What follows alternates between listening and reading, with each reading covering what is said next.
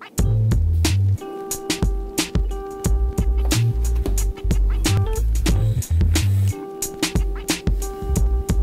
này á là cái gọi là nguyên nhân mà Sketchnote nó ra đời. Bản chất nó Sketchnote có nghĩa là sketch là chúng ta phát họa, còn note là ghi chép.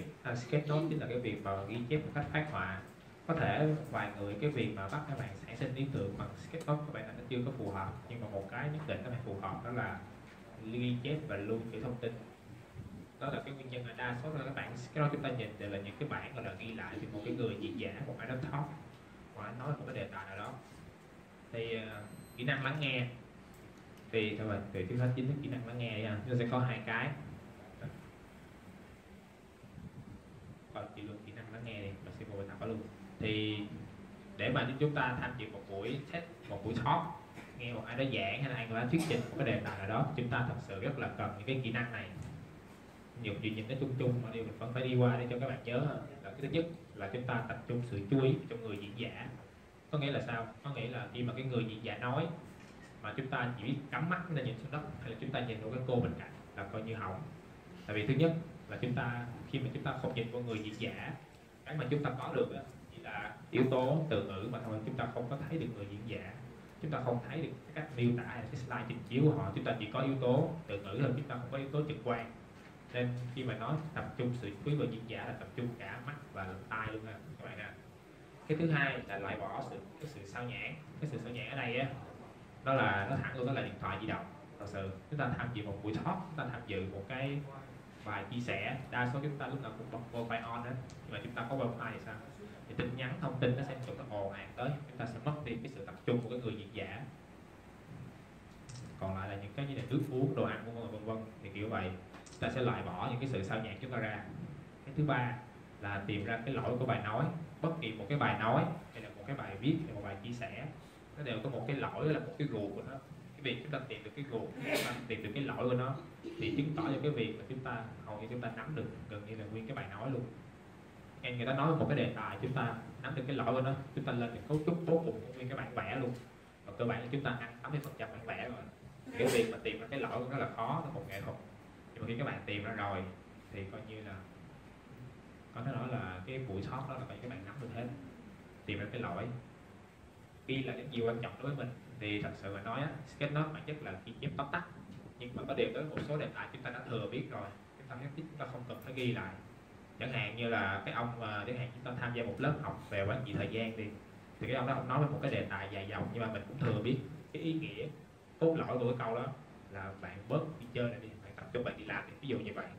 Và các bạn thừa biết cái đó là ai cũng thừa biết rồi, các bạn không có ghi cũng chả sao hết.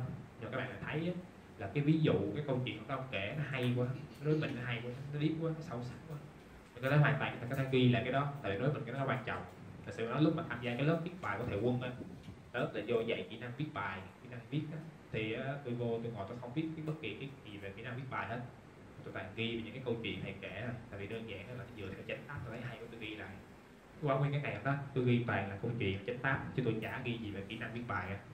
Rồi cũng chẳng sao hết, tại vì quan trọng và nó quan trọng đối với mình thì mình ghi lại. Ok ha. Thì 4 bước là tập trung sự chú ý vào diễn giả, loại bỏ sự sao nhãng, tìm ra cốt lõi của bài nói, cuối cùng là ghi lại những gì quan trọng đối với mình. Ok, thì mình sẽ thực hành luôn phần này luôn. Mình sẽ mở cho bạn một cái video về một cái chậm đúng không nhỉ? Ok. Thì đây là một cái gọi là một cái bài talk trên TED, diễn đàn TED Talk về cái việc mà chúng ta nói làm sao cho người ta muốn lắng nghe, kỹ thuật và những kỹ năng nói. Thì cái việc của các bạn đơn giản này, các bạn vừa ghi chép lại, giống như là các bạn áp dụng vào sự thực tế vậy. Mình tham gia một cái buổi gì, tham gia một cái buổi talk show vậy, mình nghe người ta nói thì mình ghi lại những gì mà mình cảm thấy cần thiết. Mình sẽ không không dừng lại, mình chỉ để nó play thôi. Cái quan trọng đây là các bạn không đủ thời gian ghi hết mọi thứ rồi, đó là đảm bảo luôn. Nhưng mà các bạn có luôn luôn có đủ thời gian để ghi lại những cái cốt lõi, những cái quan trọng. The human voice. It's the instrument we all play. It's the most powerful sound in the world, probably. It's the only one that can start a war or say, I love you. And yet many people have the experience that when they speak, people don't listen to them. Why is that? How can we speak powerfully to make change in the world? What I'd like to suggest, there are a number of habits that we need to move away from. I've assembled for your pleasure here 7 deadly sins of speaking. I'm not pretending this is an exhaustive list, but these 7, I think, are pretty large. Habits that we can all fall into. First, gossip. Speaking ill of somebody who's not present. Not a nice habit, and we know perfectly well the person gossiping 5 minutes later will be gossiping about us. Second, judging. We know people who are like this in conversation, and it's very hard to listen to somebody if you know that you're being judged and found wanting at the same time. Third, negativity. You can fall into this. My mother, in the last years of her life, became very, very negative, and it's hard to listen. I remember one day I said to her, "It's October the 1st today," and she said, "I know, isn't it dreadful?" It's hard to listen when somebody's that negative. And another form of negativity, complaining. Well, this is the national art of the UK. It's our national sport. We complain about the weather, about sport, about politics, about everything. But actually, complaining is viral misery. It's not spreading sunshine and lightness in the world. Excuses. We've all met this guy. Maybe we've all been this guy. Some people have a blame thrower.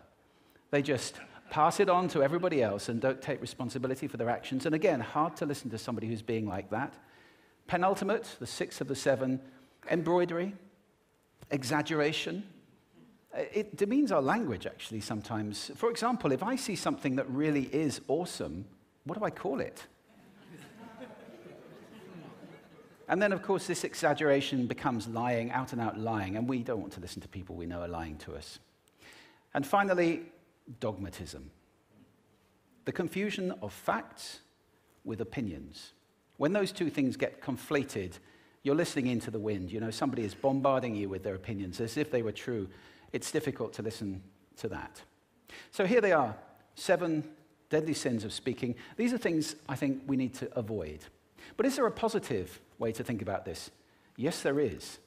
I'd like to suggest that there are 4 really powerful cornerstones, foundations, that we can stand on if we want our speech to be powerful and to make change in the world. Fortunately, these things spell a word. The word is hail, and it has a great definition as well. I'm not talking about the stuff that falls from the sky and hits you on the head. I'm talking about this definition, to greet or acclaim enthusiastically, which is, I think, how our words will be received if we stand on these 4 things. So what do they stand for? See if you can guess. The H, honesty, of course. Being true in what you say, being straight and clear. The A is authenticity, just being yourself. A friend of mine described it as standing in your own truth, which I think is a lovely way to put it. The I is integrity, being your word, actually doing what you say, and being somebody people can trust. And the L is love. I don't mean romantic love, but I do mean wishing people well. For 2 reasons. First of all, I think absolute honesty may not be what we want. I mean, my goodness, you look ugly this morning. Perhaps that's not necessary. Tempered with love, of course, honesty is a great thing. But also, if you're really wishing somebody well, it's very hard to judge them at the same time.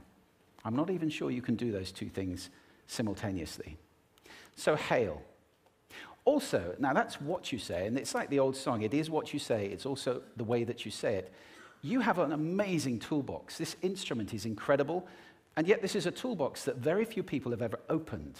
I'd like to have a little rummage in there with you now, and just pull a few tools out that you might like to take away and play with, which will increase the power of your speaking.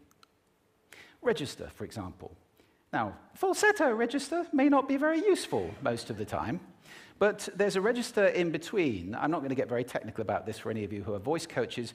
You can locate your voice, however. So if I talk up here in my nose, you can hear the difference. If I go down here in my throat, which is where most of us speak from most of the time. But if you want weight, you need to go down here to the chest. You hear the difference? We vote for politicians with lower voices. It's true. Because we associate depth with power and with authority. That's register.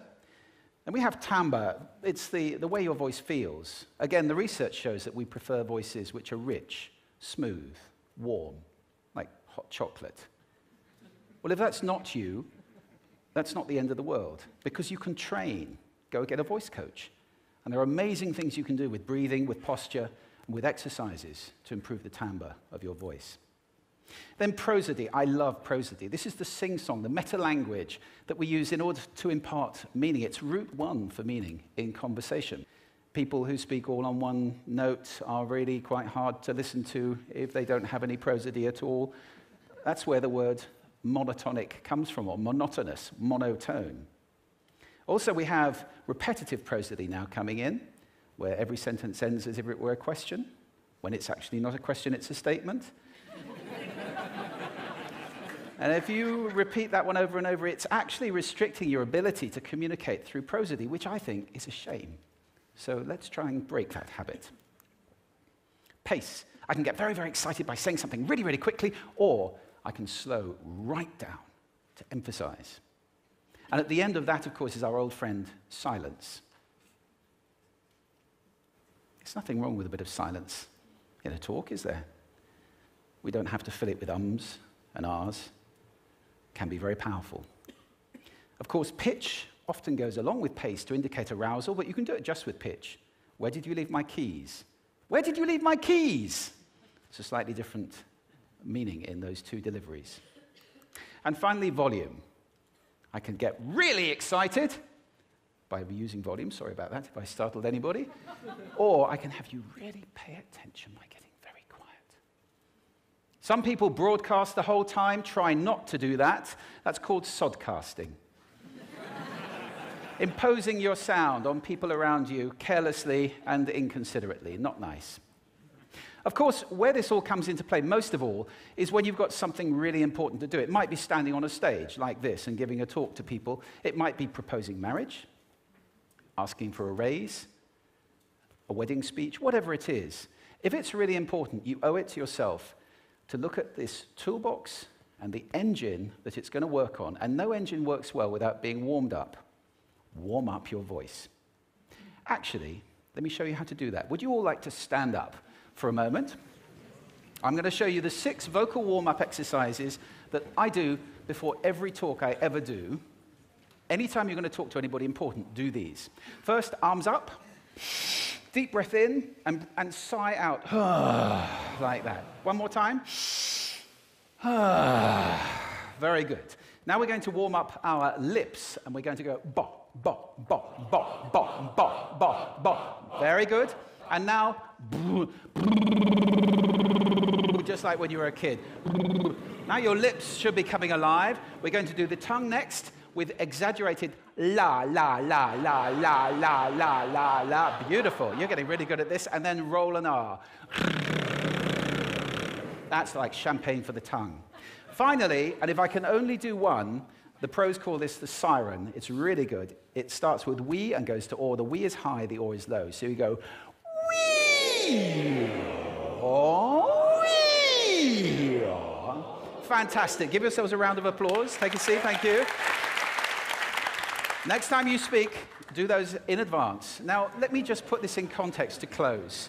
This is a serious point here. This is where we are now, right? We speak not very well into people who simply aren't listening in an environment that's all about noise and bad acoustics. I have talked about that on this stage in different phases. What would the world be like if we were speaking powerfully to people who are listening consciously in environments which were actually fit for purpose? Or to make that a bit larger, what would the world be like if we were creating sound consciously and consuming sound consciously and designing all our environments consciously for sound? That would be a world that does sound beautiful, and one where understanding would be the norm. And that is an idea worth spreading. Thank you. Thank you. Có ai biết được nhiều mà? Ba bốn cái. Có ai biết được gì chưa?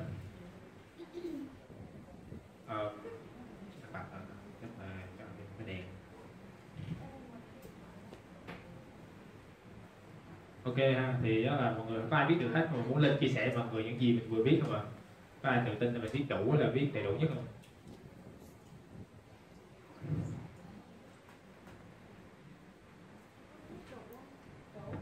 Đây có chị biết đủ nè, chị lên chia sẻ. Ok. Không biết có đủ hay không. sao, nói chung là theo cảm nhận của chị đủ được, để quan trọng là nó quan trọng đối với chị là được.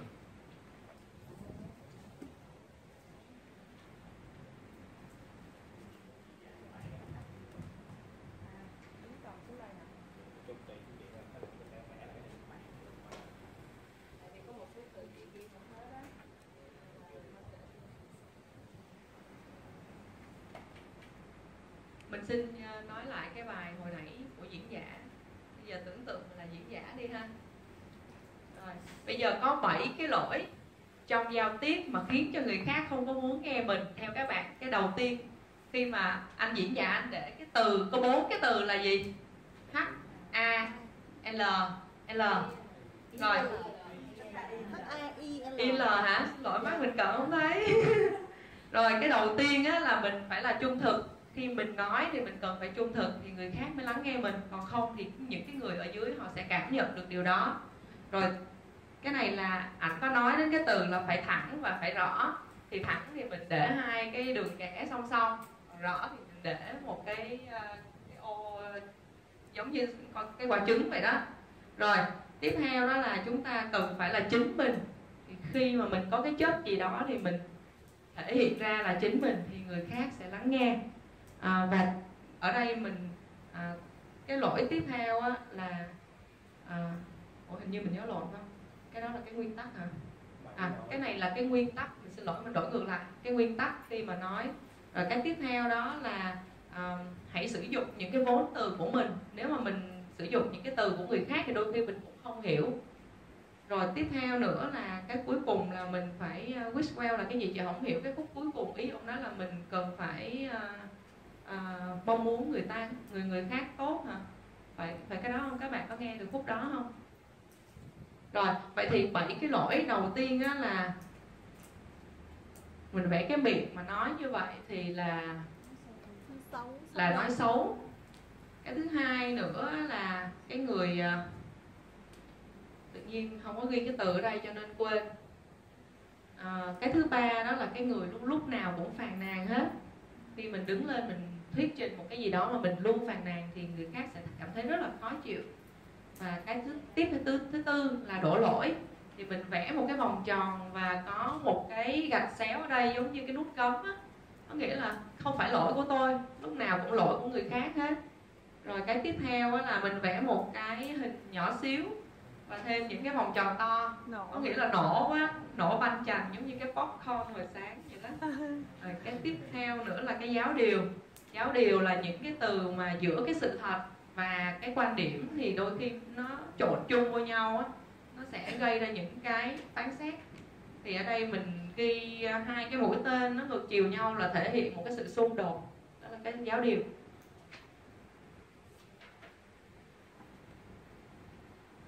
Rồi bây giờ á, cái công cụ mà ảnh đưa ra bằng một cái hình ảnh, một cái hộp. Và ở trong cái hộp đó giống như là cái túi của Doraemon vậy đó, có những cái công cụ cho mình để sử dụng. Thì thứ nhất á, là khi mà mình nói mình để tay vô ngực á, mình không có nói thế như vậy. Nhưng mà khi mình để như vậy thì mình sẽ cảm thấy cái âm nó có cái quyền uy và nó có độ thuyết phục, giống như các cái diễn giả là chính trị gia. Mình vẽ cái người và mình nhấn mạnh vô cái phần ngực của người đó. Có nghĩa là cái âm nó phải rung ở cái phần ngực để nó thể hiện cái sự nhấn mạnh và một cái quyền lực. Và cái tiếp theo nữa là ảnh nói là cái giọng của mình nó phải ấm. Nó phải ấm như là cái ly sô-cô-la vậy, nãy ngồi nuốt nước miếng. Rồi cái tiếp theo nữa là cái giọng của mình nếu mà lúc nào nó cũng đều đều như thế thì rất là chán, đúng không? Có nghĩa là lúc mình phải lên xuống như thế. Và cái tiếp theo á là nếu mà nói mà nhanh quá thì không có ai mà nghe được hết. Thì cái đó chính là những người nói nhanh quá. Rồi trong cái phần nói nhanh á, thì ảnh có đưa ra cho mình cái bí quyết về cái sự im lặng. Lâu lâu mình cũng cần có những cái độ dừng để cho người khác lắng đọng lại để họ suy nghĩ. Và cái tiếp theo nữa là khi mà mình đặt những cái câu hỏi hoặc là những cái câu nói của mình có thể lên giọng hoặc xuống giọng để cho thì cái âm sắc của nó cũng khác, phải không? Đó, ví dụ như vậy. Rồi cái cuối cùng là cái số 6 đó là mình nói khẽ hoặc nói to. Thì mình vẽ không kịp, mình ghi ở đây là cái volume. thì đôi khi cũng phải nói nhỏ thì người ta nghe dễ chịu hơn, ví dụ như thế. Rồi có 6 cái cách để mình có thể luyện tập cái giọng của mình trước khi mình đứng ra mình trình bày hoặc là mình diễn thuyết trước công chúng. Cái thứ nhất các bạn có nhớ là gì không? Giơ tay lên hít và thở. Tại sao ảnh lại hít thở như vậy? Tại vì cái người mình ấm và cái giọng mình cũng ấm, và mình có cái oxy lên não, mình tỉnh táo để mình nói. Đó là bước đầu tiên. Cái thứ hai nữa là gì? Ba ba. Tại sao phải nói như vậy? Có phải khi mình nói những cái âm đó nó là cái âm phía trong đúng không? Cái âm bật đó, thì nó sẽ làm cho cái giọng mình nó khỏe hơn. Ba. Rồi cái tiếp theo là giống như hồi nhỏ chơi vậy đó. Khi mà mình làm như vậy thì cái môi của mình nó sẽ rất là dẻo đó. Rồi tiếp theo đó là la. Ảnh sẽ đi từ ngoài vô trong, các bạn có để ý không? Cái tay từ ngoài, xong rồi ra môi, xong rồi bặm môi, xong bây giờ ra lưỡi rồi, bắt đầu lưỡi là la. Khi mà mình làm la như vậy thì cái lưỡi mình nó sẽ rất là dẻo. Rồi tiếp theo nữa là cái này chắc phải tập nhiều á, thì cái lưỡi này mình bây giờ cái lưỡi bắt đầu nó cong lên, nó sẽ khó hơn và nó có cái độ rung. Khi mà mình nói có cái độ rung á, thì cái người khác họ sẽ cảm nhận được cái âm sắc trong cái giọng của mình. Và cuối cùng là cái sự kết hợp giữa quy và âu. Wow, wow. Em làm lại coi. Cái đó không. Dạ, mình xin kết thúc bài trình bày đây.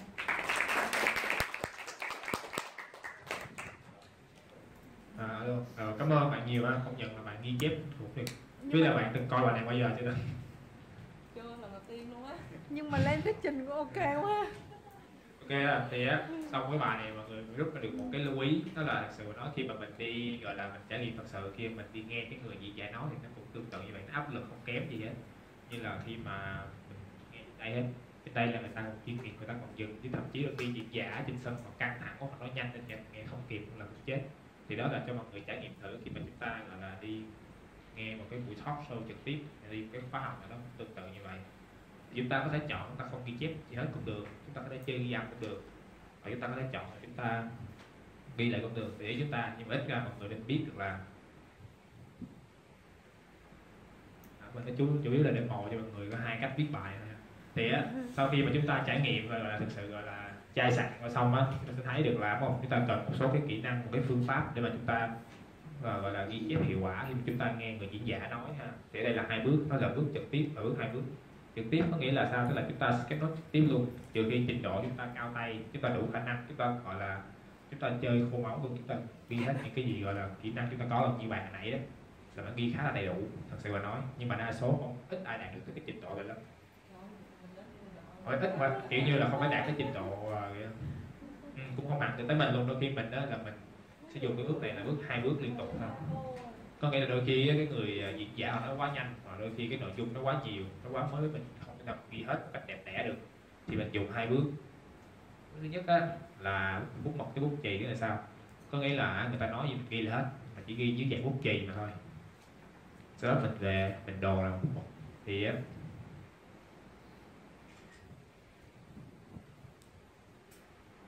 Thì đồ như vậy giúp mình sửa được các lỗi sai. Nhiều chứ có phi thì mình thiếu cái ép mình có thể sửa ra được tùy ý mình. Thì đó là cái bước 2 bước, nó cũng có những cái lợi, nhưng mà kêu bằng bút chì cho tới bút mực. Cái thứ hai là gọi là bảng nháp sẽ vẽ lại drop, có nghĩa là một cái bảng gọi là cái bảng vẽ thô, có nghĩa là mình ghi một cách xấu xí nhất, kinh khủng nhất, nhanh nhất và đầy đủ ý tưởng nhất có thể mình có thể làm. Tưởng tượng như hồi trước mình chuẩn bị lúc mà mới tập đó là mình chơi gì không á, là mình lấy một tờ giấy A4 ra, số người ta nói gì mình quấy hết cả ý tưởng trong đó, rồi xong lúc mà tối về là bắt đầu chịu khó nắn nót lại, lật sổ ra, có sổ tay, xưa có sổ tay nọ lật sổ ra nắn nót vẽ lại từng nét cho đẹp. Thì đó là drop cái refine, có nghĩa là vẽ thô, vẽ kinh khủng, sau đó về chúng ta trang trí, chúng ta bố trí lại. Thì một đặc điểm là cái real time sketchnote sheet, có nghĩa là chúng ta sketchnote trực tiếp, có gì chúng ta ghi đó, chúng ta ghi xong rồi chúng ta xong, chúng ta không cần phải lật ra kiểm tra hay là có lại chỉnh sửa gì hết.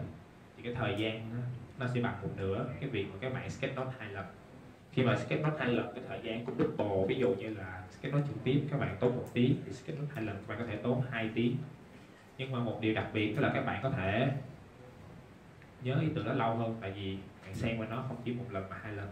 Có khi bạn ghi xong bạn hiểu bạn nhớ, nhưng mà cái gì cất thì bạn quên hết. Nhưng mà khi mà bạn sử dụng Sketchnote 2 lần á thì bạn được trải nghiệm ý tưởng 2 lần liên tiếp chứ không phải là một lần. Cái đó ý tưởng nó vô đầu sâu hơn, nhiều hơn. Thì đó là một cái phương pháp là dùng bút chì, sau đó chúng ta vẽ lại bút mực cho đẹp, hoặc là chúng ta vẽ nháp, chúng ta vẽ lại cũng được.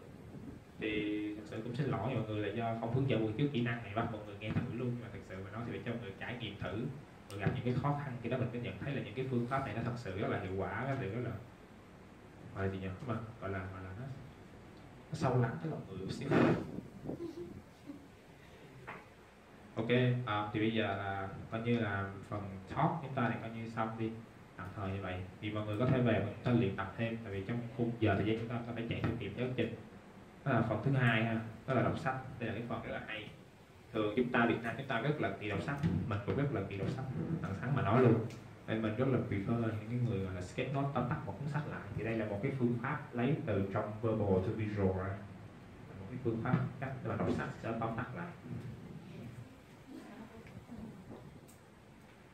Thì nó có 3 bước cả thảy thôi. Bước 1 là chúng ta đánh tác, có nghĩa là sao?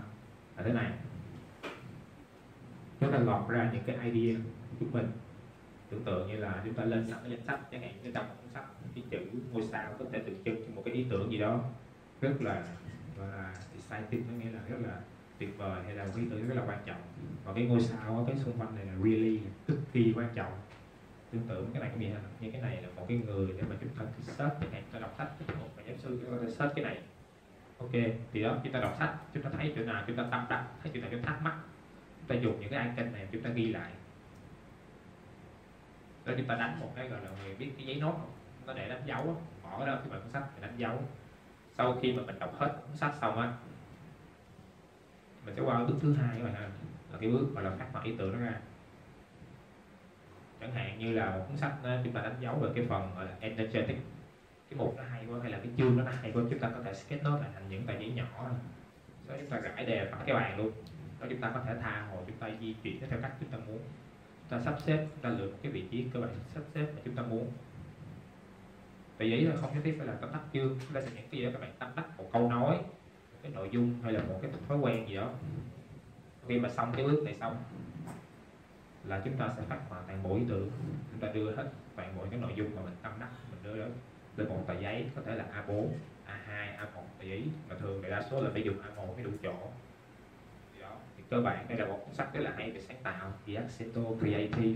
Thì cuốn này gọi là sáng tạo của Todd Henry, dài 900 trang, nhưng mà đây verbal to visual là cái thằng này nè, nó sketchnote lại, rút ngắn những cái nội dung quan trọng lại chỉ trong một mặt A1 thôi.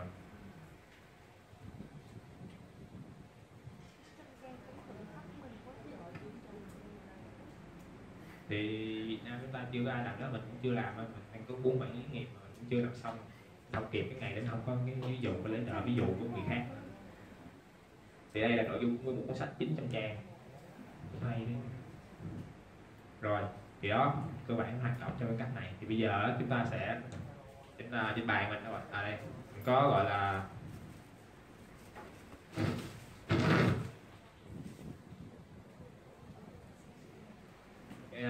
mình nghĩ là chắc là đủ cho mỗi người một bộ chỉ có vài tờ thôi. Thì đây là một cái công cụ mẫu chuyện ngắn trong cái quyển Tên đi buổi sáng. Thì mọi người chúng ta hãy gọi là thử và tóm tắt cái nội dung đó, tóm tắt cái cốt lõi của nó lại vô trong một tờ giấy A4.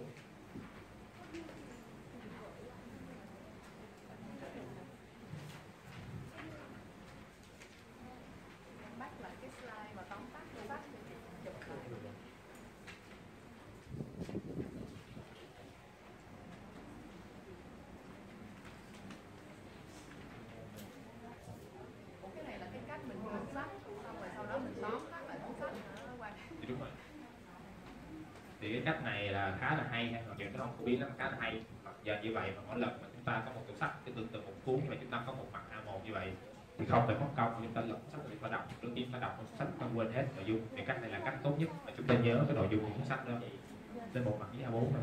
Nếu cần lật là Còn đâu? Thiếu.